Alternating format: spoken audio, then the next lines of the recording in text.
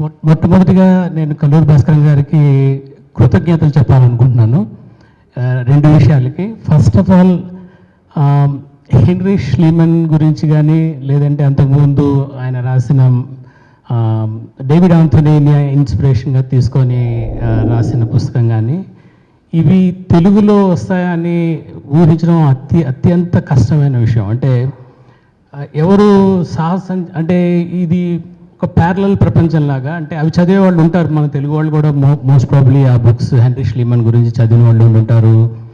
అలాగే డేవిడ్ ఆంథోనీని కూడా చదివిన వాళ్ళు ఉండి ఉంటారు. కానీ వాళ్ళకి తెలుగులో ఇది పరిచయం అవుతుంది, తెలుగులో అనేక మంది పాఠక ప్రపంచానికి ఇది విస్తృతంగా ప్రసారం అవుతుందనే ఆశ ఏమాత్రం ఉండే ప్రసక్తే ఉండేది కాదు. ఎందుకంటే కల్లూరి భాస్కరం గారు లాంటి ఒక ఇన్స్పిరేషనల్ అనడం కన్నా కూడా ఎంతూజియాస్టిక్, అంటే చాలా ఎంతూజియాజంతో ఇలాంటి సబ్జెక్ట్స్ని తీసుకొని దాని మీద స్పెషల్ ఇంట్రెస్ట్ పెంచుకొని ఇలాంటి పుస్తకాలు రాయాలని ప్రయత్నించడం, వాటిని సఫలీకృతం చేయడం, అంటే ప్రయత్నించడానికి పూనుకోవడం ఒకటి, వాటిని సఫలీకృతం చేసి పుస్తక రూపంలో తీసుకురావడం అనేది ఇంకొక చాలా పెద్ద భగీరథ యత్నం లాంటిది. రెండు చేయగలిగారు ఆయన. కాబట్టి ముందుగా మీ కృతజ్ఞతలు సార్. Wonderful attempts. రెండు బుక్స్ కూడా, అంటే మిగిలిన మీ మంత్రకావటం తెలిస్తే కూడా చాలా అద్భుతంగా రాశారు. బట్ ఈ రెండు పుస్తకాలని స్పెషల్గా నేను ఎందుకు మెన్షన్ చేశానంటే, ఇవి తెలుగులో రావడం అనేది దాదాపుగా అసాధ్యం. ఇంకో సందర్భంలో మనం వేరే పుస్తకాలు, వేరే మన మహాభారతం గురించి ఎవరైనా రాయొచ్చు, ఏదైనా జరగచ్చు. కానీ ఇలాంటి పుస్తకాలని పరిచయం చేయాలనుకోవడం, వాటిని సాహసోపేతంగా ఎంతో రీసెర్చ్తో డౌన్ టు ద ఎర్త్, అంటే పూర్తి డీటెయిల్స్లోకి వెళ్ళి పూర్తి రిఫరెన్స్లతోని, ఫుట్ నోట్స్లతోని ఒక గ్రంథస్థం చేయడం అనేది చాలా గొప్ప విషయం అని నాకు అనిపించింది. అయితే డేవిడ్ ష్లీమన్, మన హెన్రీ ష్లీమన్ గురించి వస్తే, నేను పుస్తకం చదివాను సార్. నాకు నన్ను మాట్లాడమని అడిగినప్పుడు నేను ముందుగా నా గురించి నేనేమి సాహిత్యవేత్తని కాదు, నేను ఒక శాస్త్రవేత్తని. నేను ఏ సాహిత్యం, అంటే ఏ కథలు, కవితలు నావేం పబ్లిష్ లేవు. నా శాస్త్ర లోకం, నా ప్రపంచం వేరే. నేను సాహితీ ప్రపంచంలో నాకున్న పరిచయం కేవలం పాఠకుడిగానే. అందులో పాఠకుడిగా మాత్రమే నేను సాహిత్య లోకంతో పరిచయం ఉన్నవాడిని. కొంచెం సాహసం చేసినట్టే అనిపిస్తుంది ఇలాంటి పుస్తక సమీక్షకి వచ్చి మాట్లాడగలగడం అనేది. అయితే ఈ పుస్తకం గురించి మాట్లాడడం అని అడిగినప్పుడు వెంటనే నేను ఎందుకు ఒప్పుకున్నానంటే, హెన్రీ ష్లీమన్ గురించి కొద్దిగా నాకు తెలుసు, ప్లస్ ఇది నా సబ్జెక్ట్, నేను జియాలజిస్ట్ని. సో మేము కూడా రాళ్ళు తవ్వుతుంటాం, రాళ్ళు కొడుతుంటాం, సో రాళ్ళ వెనకాల పరిగెడుతుంటాం. కాబట్టి ఈ ఆర్కియాలజీ, జియాలజీ రెండు కొంచెం దగ్గరగా సంబంధం ఉండే సబ్జెక్ట్స్ కాబట్టి, సైన్స్కి సంబంధించిన విషయం కాబట్టి కొద్దిగా మాట్లాడగలనేమో అనే సాహసంతో నేను ఇక్కడ మీ అందరి ముందుకు వచ్చాను. అయితే ఈ హెన్రీ ష్లీమన్ గురించి మాట్లాడుతున్నప్పుడు మీలో చాలామంది పాత్రికేయ మిత్రులు ఉన్నారు. 1995 జూన్ న్యూస్ పేపర్స్ అన్నీ చూస్తే మీరు ప్రతి న్యూస్ పేపర్ హెడ్డింగ్ ఈ హెన్రీ ష్లీమన్ దొంగ హీరోనా, నిజంగానే ట్రాయ్ని కనిపెట్టాడా హెన్రీ ష్లీమన్, లేకపోతే ఇతను ఒక ఫ్రాడా, ఇతను ఒక అవినీతిపరుడా, ఈ మొత్తం 1995 జూన్ న్యూస్ పేపర్లన్నీ ఈ హెడ్డింగ్లతో నిండిపోయి ఉండేవి. అంటే ఒక సెన్సేషనల్, దాదాపు ఆల్మోస్ట్ ఒక శతాబ్దం తర్వాత, హెన్రీ ష్లీమన్ జీవితం అయిపోయిన ఒక శతాబ్దం తర్వాత, అతని పేరు, అతని బయోగ్రఫీ వచ్చిన కొత్తల్లో, ఐ థింక్ డేవిడ్ ట్రైల్ రాసింది అనుకుంటాను సార్. వచ్చిన కొత్తల్లో ష్లీమన్ బయోగ్రఫీ వచ్చిన కొత్తల్లో, అతని జీవిత కథ పుస్తక రూపంలో వచ్చిన కొత్తల్లో ఇంత సెన్సేషనల్ అయిపోయిన న్యూస్ ఐటమ్ ఇది. నిజంగానే ఈ హెన్రీ ష్లీమన్ అనేవాడు హీరోనా, లేకపోతే ఒక అవినీతిపరుడా, ఒక పెద్ద నిజంగానే ఆర్కియాలజిస్ట్ అయినా అనే ప్రశ్నలు చాలా మందికి చాలా ఉద్భవించాయి. మెయిన్గా ఇద్దరు ఆర్కియాలజీ ప్రొఫెసర్ల మధ్య చాలా పెద్ద డిబేట్ నడిచింది. ఒకరు ప్రొఫెసర్ విలియం కాల్డర్ అండ్ ఇంకో ఆయన డేవిడ్ ఈటన్ అనే ఆయన వాళ్ళ మధ్య ఉత్తర ప్రత్యుత్తర లాంటివి కాకుండా పబ్లికేషన్స్ కూడా అయ్యాయి. అప్పటికే 2 దశాబ్దాలుగా హెన్రీ ష్లీమన్ చేసిన పరిశోధనల మీద చాలా రకాలైన సమీక్షలు చేయడం, వాటి తాలూకా అథెంటిసిటీ మీద చాలా చర్చలు చేయడం సైంటిఫిక్ సర్కిల్స్లో, ఎస్పెషల్లీ ఆర్కియాలజీ సర్కిల్స్లో చాలా జరిగాయి. దీన్ని మనం ఒక విధంగా చూడాలంటే ఫస్ట్ ఆఫ్ ఆల్ అసలు హెన్రీ ష్లీమన్ అనేవాడు వ్యక్తిగా ఎలాంటి వాడు అని చూస్తే, ఈ విలియం కాల్డర్ అనే ఆయన బయోగ్రఫీ రాసిన ట్రయల్ ఇద్దరు కూడా డేవిడ్ ష్లీమన్ని ఒక పెథలాజికల్ లయర్ అంటారు వాళ్ళిద్దరు. దానికి కారణం ఏంటంటే భాస్కరన్ సార్ తన పుస్తకంలో రాశారు, తన యుఎస్ సిటిజన్షిప్ని, అమెరికాలో తన సిటిజన్షిప్ని ఫాల్స్గా క్లెయిమ్ చేశాడు. ఎందుకు? తన భార్యకి, తన మొదటి భార్యకి విడాకులు ఇవ్వడానికి సులభతరం అవుతుందనే ఉద్దేశంతో ఫాల్స్గా క్లెయిమ్ చేస్తూ తను అమెరికన్ సిటిజన్షిప్ని ఆయన ఈజీగా విడాకులు తీసుకోగలుగుతాడు తన మొదటి భార్య నుంచి అని చెప్పి అదొక క్లెయిమ్ చేస్తారు. రెండో క్లెయిమ్ ఏంటంటే అతని ఫైనాన్షియల్ ట్రాన్సాక్షన్స్, కాలిఫోర్నియాలో వాళ్ళ తమ్ముడి స్థానాన్ని గోల్డ్ డిగ్గింగ్ జరుగుతున్నప్పుడు, కాలిఫోర్నియాలో బంగారు రజను తీయడానికి జరుగుతున్నప్పుడు తన తమ్ముడు ఎప్పుడైతే మరణిస్తాడో తను అక్కడికి వెళ్ళిపోయి చేసిన ట్రాన్సాక్షన్స్లో బ్యాంకింగ్ వ్యవహారాల్లో కూడా చాలా ఫ్రాడ్ ఉండేది, అవినీతి ఉండేది అని చెప్తూ ఫైనల్గా అతను చేసిన తన జీవితపు చరమాంకంలో చేసిన ఈ సాహసోపేతమైన ట్రాయ్ పరిశోధన మీద దానిలో కూడా కొన్ని మిస్టేక్స్ చూపిస్తూ ఈ విలియం కాల్డర్, డేవిడ్ ట్రైల్ ఏమంటారంటే మోస్ట్ ప్రాబబ్లీ ఇవన్నీ మనం కూడితే ఇతను ఒక ప్యాథలాజికల్ లయర్ అనే ఫ్యాక్ట్ని ఎస్టాబ్లిష్ చేస్తారు వాళ్ళు. అంటే ఒక మనిషిని రిట్రాస్పెక్టివ్గా, అంటే పాతకాలంలో జరిగిన ఈవెంట్స్ ఆధారంగా తీసుకొని అతన్ని ప్యాథలాజికల్ లయర్, ఇతను అంటే అబద్ధం చెప్పకుండా ఉండలేనటువంటి ఒక వ్యక్తిగా చిత్రీకరిస్తూ అతన్ని చాలా ఒక బ్యాడ్ లైట్లో ఎస్టాబ్లిష్ చేస్తారు.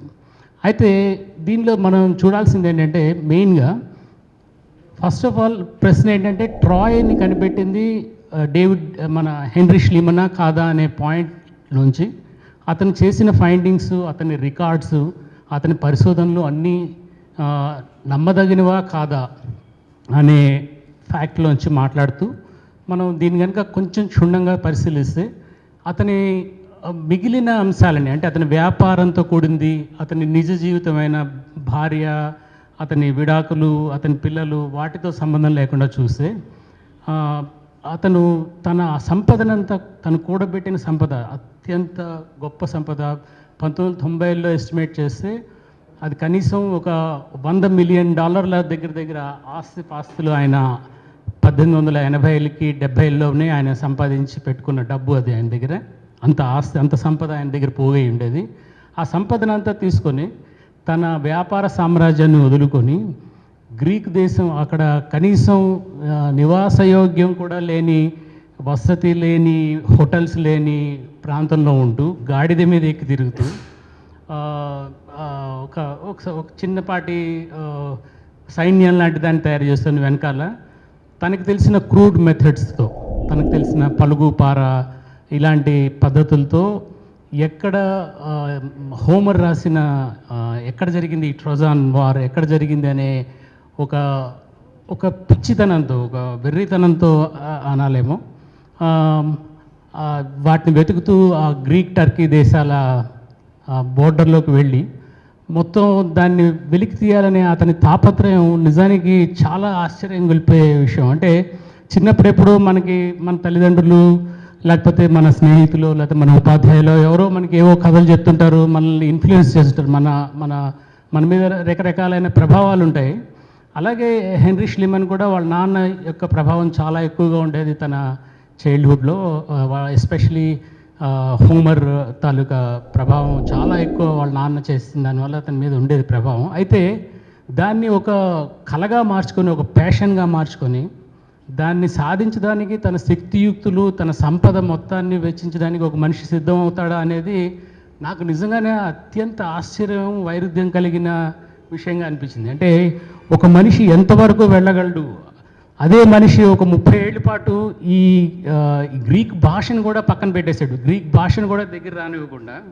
ఎందుకంటే గ్రీక్ మళ్ళీ భాష నేర్చుకుంటే మళ్ళీ తన ప్యాషన్ తనలో నిద్రాణంగా ఉన్న ప్యాషన్ మళ్ళా వెలికి వస్తుందేమో అనే భయంతోనో మరి ఎందువల్ల మిగిలిన ఎన్నో భాషలు బహుభాషా కోవిదుగా పేరు పొంది ఆ బహుభాషావేత్తగానే ఆ బహుభాషావేత్త అయినందువల్ల ఎన్నో కోట్ల డాలర్లు సంపాదించిన ఆ వ్యక్తి గ్రీకు భాషను దగ్గర రానివ్వకుండా ఫైనల్ ఇంకా తను జీవితంలో నిస్సారం పెరిగిపోతున్నది, తను జీవితంలో ఏ విధమైన ఆసక్తి లేకుండా పోతున్నది అనుకున్నప్పుడు తిరిగి గ్రీక్ నేర్చుకొని గ్రీక్ భాషలో తను పాండిత్యం సాధించడమే కాక ఎక్కడైతే హోమర్ ఏ ప్రదేశంలో అయితే తను ఈ ఇలియడ్ రచించాడో ఆ ప్రదేశం ప్రజలకు వెళ్ళి హోమర్ కథని వాళ్ళకు వినిపించి గ్రీక్ భాషలో వాళ్ళందరి చేత చప్పట్లు కొట్టించుకొని వాళ్ళందరి భుజాల మీద వాళ్ళందరూ మోసుకుంటూ తన్ని వాళ్ళ ఊర్లోకి తీసుకెళ్ళేంతగా తను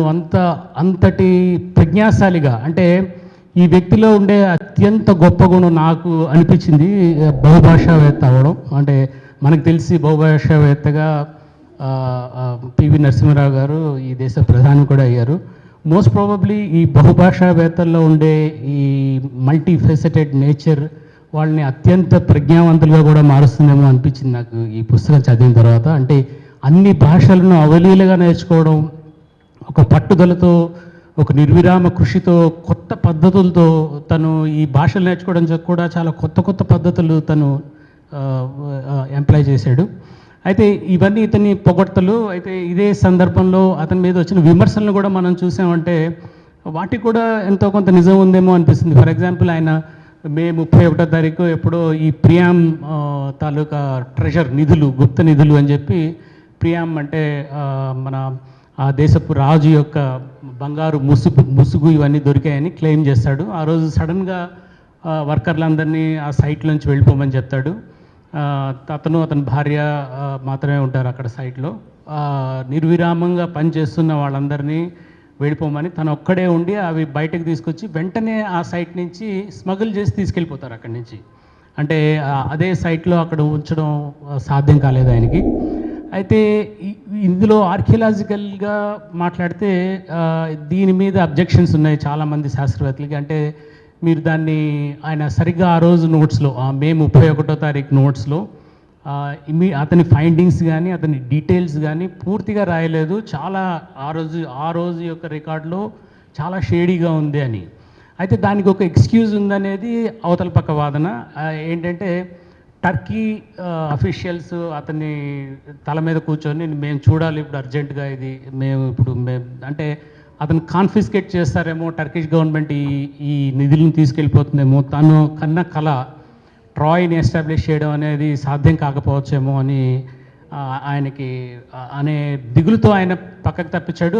అది కూడా ఇదే దిగులు వల్ల ఆ రోజు మిగిలిన అన్ని రోజుల్లో అతని రికార్డ్స్ అన్ని చాలా డీటెయిల్డ్గా ఉన్నప్పటికీ ఆ ఒక్కరోజు డీటెయిల్స్ లేకపోవడానికి కారణం మోస్ట్ ప్రాబబ్లీ ఈ టర్కిష్ అఫీషియల్ ఇన్ఫ్లుయెన్స్ అయి ఉండొచ్చు అనేది ఇంకొక వాదనగా తీసుకొస్తూ అందులో అంతగా అంటే ఇంకొక ఆరోపణ ఏంటంటే ఆయన బయట నుంచి వస్తువుల్ని తీసుకొచ్చి ఈ నిధిలో చేర్చేయడని, తనని తాను అంటే ట్రాయ్ కనిపెట్టాడనే పాయింట్ని ఎస్టాబ్లిష్ చేసుకోవడానికనే, అంటే ఒక విధంగా డిజానెస్టీ ఉంది అనేది ఒక ఒక ఒక విమర్శ.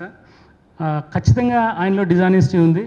ఖచ్చితంగా ఆయనలో మెథడలాజికల్ ఎర్రర్స్, అంటే తను చేసిన పనిలో ఉండే దానిలో ఎర్రర్స్ ఉండేవి. ఇది మనం మాట్లాడుతుంది 19వ శతాబ్దంలో జరుగుతున్న ఆర్కియాలజీ ఎక్స్కవేషన్స్ గురించి. కాబట్టి అప్పట్లో అంత సైంటిఫిక్ మెథడ్స్ కానీ అంత పూర్తిగా ఎస్టాబ్లిష్ కాలేదు. కాబట్టి దానిలో అంతగా తప్పులించాల్సింది ఏమీ లేదనేది ఇంకొక వాదన. అయితే అత్యంత పెద్ద క్లెయిమ్ ఏంటంటే ఆర్కియాలజీకి ఈయన ఆద్యుడు, అంటే మోడర్న్ ఆర్కియాలజీకి ఈయన ఆద్యుడు అనే ఒక వాదన ఈ పండిత ప్రొఫెసర్ లోకంలో, ఆర్కియాలజీ ప్రొఫెసర్స్ లోకంలో ఒక చిన్న డిస్టర్బెన్స్ కలుగజేస్తుంది. అంటే మున్నబాయ్ ఎంబీబీఎస్ లాంటి కథ, మున్నబాయ్ ఎంబీబీఎస్ డాక్టర్ అవుతాడా అన్నట్టు. అంటే ఇతనికి ఏ ట్రైనింగ్ లేకుండా, ఏ చదువు లేకుండా ఒక పెద్ద ప్రాజెక్ట్ హోమర్ ఇలియడ్ని ప్రూవ్ చేయడం, హోమర్ యొక్క ట్రోజన్ని ప్రూవ్ చేయడం అనేది ఒక అన్ట్రైన్డ్, అన్ప్రొఫెషనల్, అన్ఎడ్యుకేటెడ్ పర్సన్ చేశాడు అనేది తీసుకోవడం కొద్దిగా ఈ అకాడమిక్ వరల్డ్కి కొద్దిగా ఇబ్బంది కలిగించిన విషయం అనిపించింది నాకు. మోస్ట్ ప్రాబ్లీ అది ఆ పాయింట్ ఆఫ్ వ్యూ ఉండుండొచ్చు. బట్ ఒక్క విషయం చెప్పాలి ఇక్కడ, ఆయన చేసిన పనుల్లో స్ట్రాటిగ్రఫీ అంటే ప్రతి ఒక్క సాయిల్ లేయర్, తను చేసిన తవ్వకాల్లో సాయిల్ లేయర్ యొక్క డీటెయిల్స్ కానీ, ఆ రోజుల్లోనే ఫ్లోరా ఫౌనా అంటే ఆ మట్టిలో ఆ శిలాజాల్లో దొరికే వృక్ష మిగిలిన శిలాజాల యొక్క వాటి యొక్క డీటెయిల్స్ సేకరణ కానీ, వాటి కోసం ప్రత్యేక నిపుణుల్ని ఆయన ఎంప్లాయ్ చేసుకొని దాని ద్వారా అప్పట్లోనే కెమికల్ అనాలిసిస్ చేయించి, ఈ కొన్నిటి యొక్క కెమికల్ అనాలిసిస్ చేయించి ఇవన్నీ చేయించడం అనే మోడర్న్, ఇప్పుడు ఈ రోజుల్లో మోడర్న్గా ఆర్కియాలజీ ఎలా చేస్తున్నామో మనం సైంటిఫిక్ ఆర్కియాలజీని తీసుకొచ్చిన ఘనత మోస్ట్ ప్రాబ్లీ హెన్రీ ష్లీమన్కి మనం ఇవ్వాల్సిందే. ఆ విధంగా మోడర్న్ ఆర్కియాలజీకి ఆయన ఆద్యుడే అనుకోవచ్చు మనం. ఫైనల్గా ఇంకొక మాట ఏం చెప్పాలంటే, ఆయన పాటరీ మీద ఎక్కువ దృష్టి పెట్టలేదు. ఆయన ప్రాబబ్లీ అంటే ఆయన గోల్డ్ డిగ్గర్ అనే, అంటే గోల్డ్ వెనకాల గోల్డ్ గుప్త నిధులు ప్రియాన్ని ప్రూవ్ చేయడం, లేకపోతే అలాంటి ఒక ప్యాషనెట్ విషయంలో ఉండిపోయాడు తప్పితే నిజమైన ఆర్కియాలజీ పాటరీలో ఉంటుంది. అంటే ఏమంటారంటే, ఈ ఆర్కియాలజీలో మనం తవ్వి తీస్తున్నప్పుడు ప్రతి ఒక్క స్థరం ఒక మ్యూటెడ్ పిక్చర్. అంటే మన సినిమాలో మనం ఒక సినిమా చూస్తున్నప్పుడు ఆ సినిమాని ఒక ఫ్రేమ్లో ఆపేస్తే ఆ పిక్చర్ ఎలాంటిదో మనం ఆర్కియాలజీ తవ్వకాల్లో చేస్తున్నప్పుడు మనకి ఒక స్థలంలో ఒక పర్టికులర్ ఏదైనా మనకి దొరికినప్పుడు అది అలాంటి muted silent frame of the film అని. అంటే అది ఏదో చెప్పాలనుకున్నది, దాన్ని మనం ఏం అర్థం చేసుకుంటాం అనే దాని మీద మన యొక్క విచక్షణ ఆధారపడి ఉంటుంది అనేది, మన యొక్క విచక్షణ మీద ఆధారపడి ఉంటుంది అనేది నాకు అనిపిస్తుంది. ఫైనల్గా ఆయన సైంటిఫిక్గానే ఆర్కియాలజీ ప్రాజెక్ట్స్ చేశాడు. ఇంకా ద మోస్ట్ ఇంపార్టెంట్ క్వశ్చన్, ట్రాయ్ని కనిపెట్టాడా? ట్రాయ్ యొక్క క్రెడిట్, ట్రాయ్ని కనిపెట్టిన క్రెడిట్ హెన్రీ ష్లీమన్కి వెళ్ళాలా? ట్రాయ్ 6, ట్రాయ్ 7, ట్రాయ్ 2 ఇలా రకరకాలైన లేయర్స్ ఆయన తవ్విన తవ్వకాల్లోంచి బయటపడింది. అనేకమైన లేయర్స్ ఉన్నాయి దానిలో. కాలిపోయిన బూడిద స్తరాలు కూడా కనిపెట్టాడు ఆయన, అది కూడా నోట్ చేశాడు. కాబట్టి అనేక స్తరాల్లో, అంటే మన ఇప్పుడు హరప్ప మొహంజదారో తవ్వకాల్లో కూడా, మన ఐబీసీ సింధు నాగరికత తవ్వకాల్లో కూడా అనేక స్తరాలు ఉంటాయి. అలాగే అక్కడ కూడా అనేక స్తరాలు ఉన్నాయి. అయితే ఈ ట్రాయ్ ఇలియడ్ మీద మొదటిసారిగా చేసింది ఈయన కాదు, ఈయనకన్నా ముందరే 18వ శతాబ్దంలోనే దాన్ని వెనక సెర్చ్ మొదలైంది. కాకపోతే ఇంత డిటర్మినేషన్తో, ఇంత తన మొత్తం సంపదని వెచ్చించి, శక్తియుక్తుల్ని వెచ్చించి, తన జీవితాన్ని ధారపోసి సంపాదించిన డబ్బంతటిని పెట్టి ఒక లాభాపేక్ష లేదా తను లాభాన్ని ఏమి ఆశించలేదా, దానివల్ల నిజంగానే ఏమీ రాలేదా, పేరు ప్రఖ్యాతులు ఆశించలేదా అంటే ఈయన ఒక వైరుధ్యభరితమైన వ్యక్తిత్వం అని మాత్రం ఖచ్చితంగా మనం చెప్పుకోవచ్చు. ఆ విధంగా ఈ పుస్తకానికి మీరు పెట్టిన title most probably most apt title sir, బహురూపుల వార్డ్ అనే మీరు పెట్టిన టైటిల్. నిజంగా ఇలాంటి పుస్తకం తెలుగులో రావడం అనేది చాలా అరుదైన విషయం. ఇలాంటి అరుదైన అవకాశాన్ని తెలుగు పాఠకులందరూ వినియోగించుకుంటారని, ముఖ్యంగా ఆసక్తి ఉన్న, ఇలాంటి సబ్జెక్ట్స్ మీద ఆసక్తి ఉన్న తెలుగు పాఠకులందరూ ఇలాంటి వైవిధ్యభరితమైన విజ్ఞానపూరితమైన పుస్తకాన్ని ఆదరించాలని కోరుకుంటూ, నన్ను మాట్లాడమని అడిగినందుకు చాలా ధన్యవాదాలు తెలుపుకుంటూ, thank you very much sir.